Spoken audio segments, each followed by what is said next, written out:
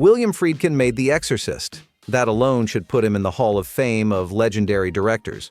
But if you asked him which of his movies was perfect, the one film he wouldn't change a single frame of, it wasn't the one that terrified an entire generation. The film he considered his masterpiece also happened to be the one that destroyed his career.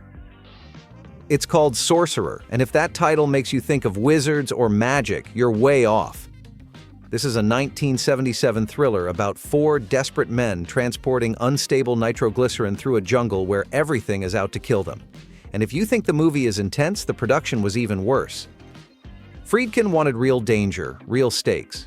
So instead of shooting on a set, he dragged his cast and crew into the depths of the Dominican Republic, where 50 people ended up hospitalized with injuries, infections, and diseases. Friedkin himself lost 50 pounds and got malaria.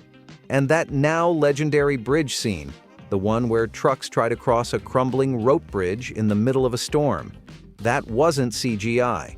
That was Friedkin's crew literally building a full-scale bridge over a river and driving actual trucks across it while blasting them with water cannons.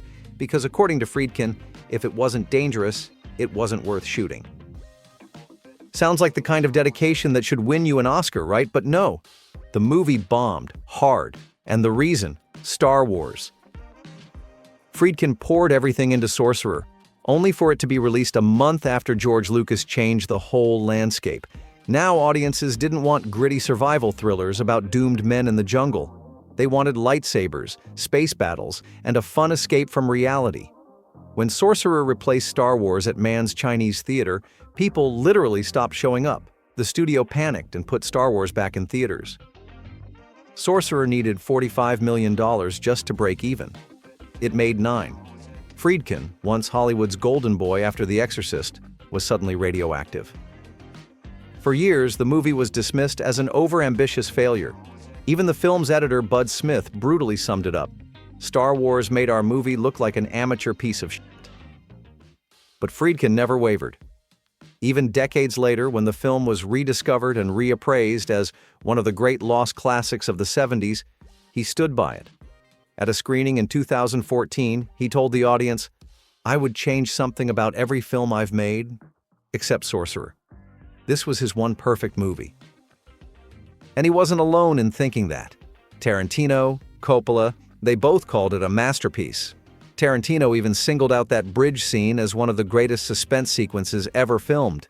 Coppola, a guy who knows a thing or two about epic jungle set nightmares, praised Sorcerer's cinematography, its soundtrack, and the sheer scale of what Friedkin pulled off.